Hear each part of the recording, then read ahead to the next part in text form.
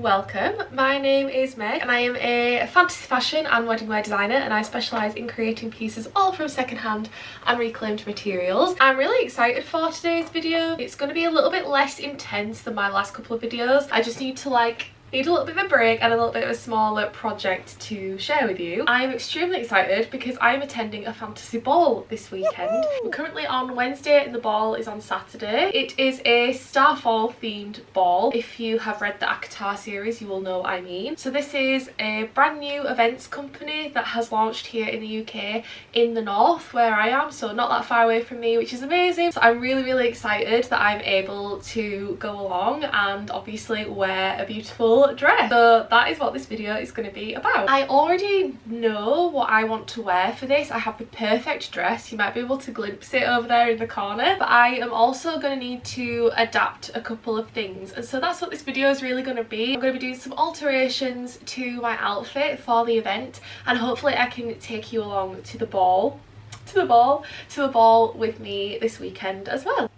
If you are familiar with Starfall as a concept, then you have probably read the ACOTAR series by Sarah J Maas, Court of Thorns and Roses. I really did enjoy reading this series. I think I actually listened to it mostly for audiobooks. I wouldn't say I'm one of the super fans, but it is still really fun. Obviously anything like fantasy, fairy is totally up my street. Don't worry if you've not read the books, it doesn't really matter for this video. All you need to know is that there's an event that takes place in this fantasy world called Starfall. I don't really think this is spoilers, but if you really don't want to know anything at all, then maybe just skip ahead. I'll put a timestamp or something. It's kind of like a celestial event, and there is a dress referenced that is worn by one of the main characters. It is like a pale blue sparkly dress, and I've seen a lot of people make their own versions of this dress, like cosplayers and things like that. I happen to have a dress that is actually very similar to what is described in the book. So I went to uni to do costume design and making really,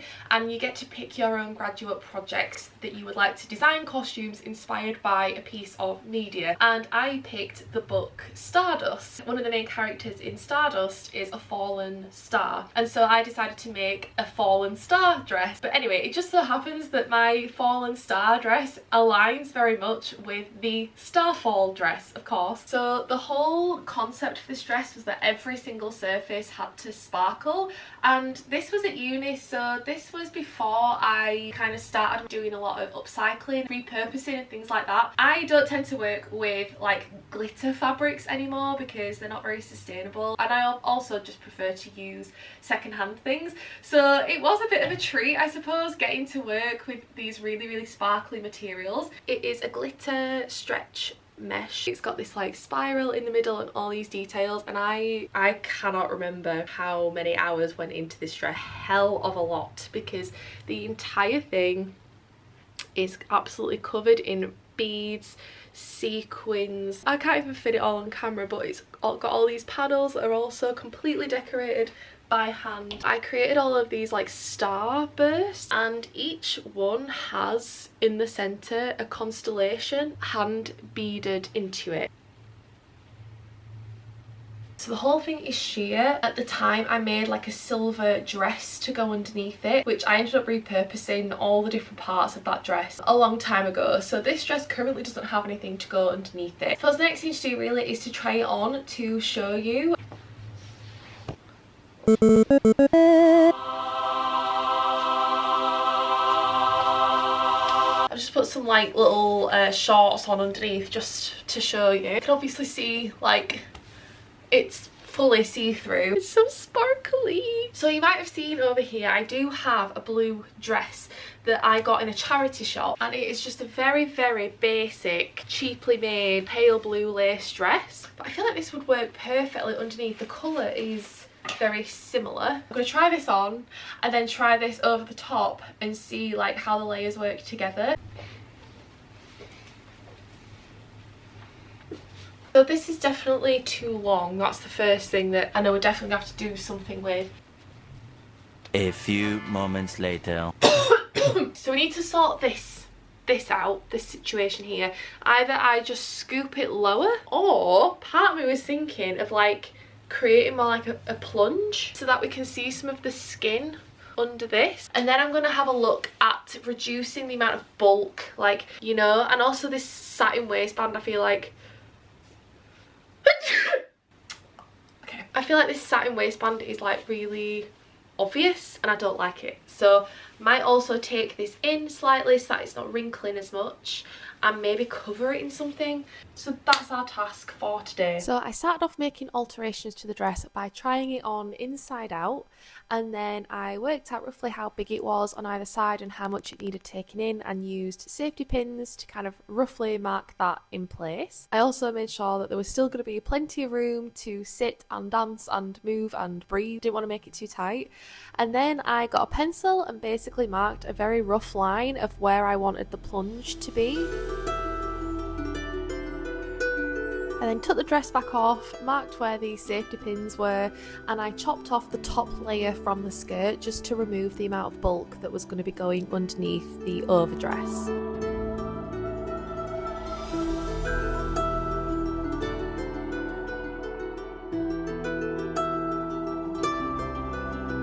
I then averaged out the marks that I'd made on either side for how much I needed to take the dress in and sewed those in place. I didn't chop the excess off just in case I ever need to expand this in future, so I just kept that seam allowance in at the side.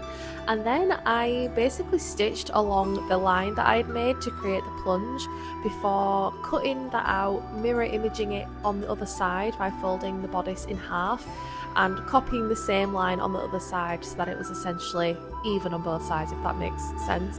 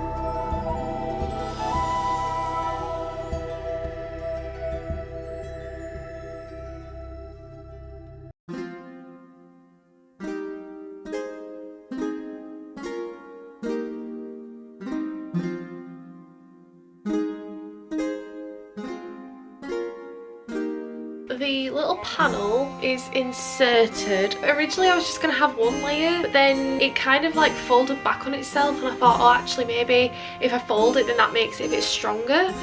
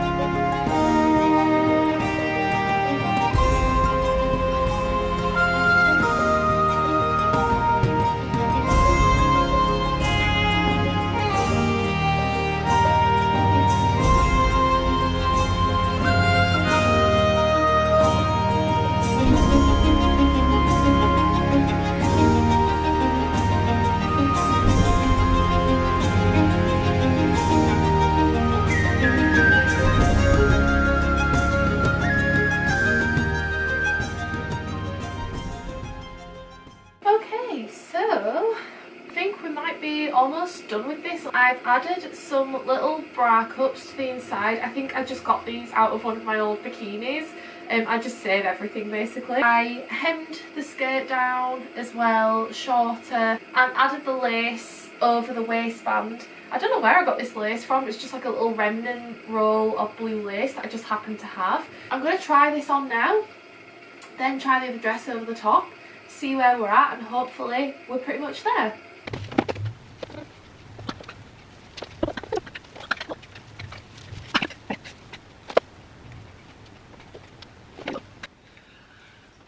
Okay. I kind of love the plunge. Oh, I like it. Okay, wait, let me just have like, is that the back? Okay, let me just like have a proper look in the mirror. Okay, so you can still kind of see, the only issue I think really is that you can sort of see where the underskirt is like, you know, like folding in on itself here, which I don't love. In an ideal world I'd have a skirt that like echoes the same kind of pattern as this to create more of a smoother silhouette, but again I just don't really have time to make anything right now. You know, when I'm like moving and there's gonna be like different lighting and stuff, maybe it's not gonna matter too much. But yeah, I love the plunge. I'm so glad I did that. I think that works so well. And I just can't wait to like do some sleeve stuff. It'd be nice to like another time as well, you know, like the kind of ancient Greek dresses where they kind of would have like little pins here going down the arms. That would be cool. I have so many other things to do this week, and obviously the event is on Saturday, so I'm gonna maybe save that for another time and just kind of let the arms be free for this. And maybe again in future, like I'll find a different dress that kind of fits the silhouette better. There's my little baby. I'm just doing this so I can look in the mirror. I think I've hemmed it to the right length too. I'm so excited. And then I have this, which is one of my hair chains. I used to make these and sell them on my Etsy shop. They're all made from like repurposed vintage necklaces. This one has these like kind of crescent moon shape.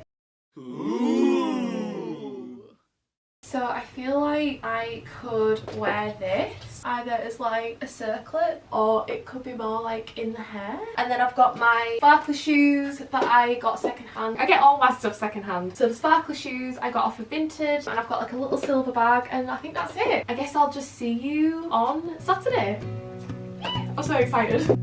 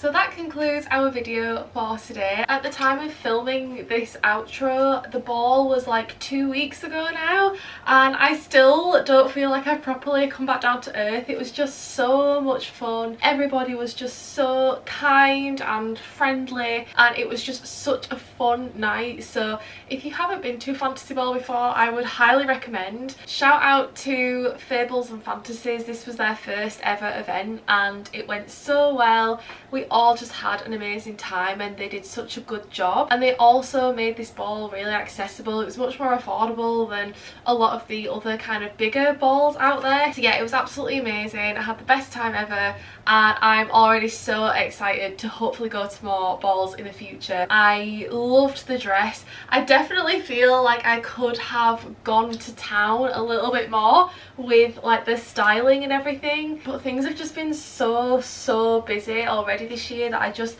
hadn't even really had time to properly think about it. I was just like, I know I've got a dress and that will have to do. So many people there looked just incredible. Like there was so many amazing wigs and headdresses and really cool stuff, so it's definitely inspired me to kind of really push the boat out the next time I go to a ball, like really go all out. So stay tuned. I don't know which one I'll be going to next, but if I do, I will of course bring you along for the ride, hopefully make an outfit as well. And of course this video wouldn't be complete without saying a massive thank you to my amazing patrons who support me over on Patreon. If you're unfamiliar with Patreon, it's essentially a platform that helps artists or independent creators be able to grow their work and projects or channel or whatever it is by people contributing financially in like a monthly pledge. You can cancel anytime, and mine starts at like $1 per month, which I think here in the UK is like 80p. If you find inspiration in my videos and you would like to support me and see the channel grow and see me be able to create more projects, more exciting things in future, and if you don't want to do that, that is completely fair enough. If you would like this video or share this video or comment something down below just to help push this out to more people. I'm still finding my feet here on YouTube and I'm really enjoying it, so I hope I can continue doing it. So yeah, if you can help me out in one of those ways, press some of the buttons, that would also be amazing. Coming up we have some more fantasy wedding dress commissions, which is really exciting. Yeah, lots of exciting things to come, and hopefully I'll see you then. And we've got a little visitor. Hello baby. Can you say bye?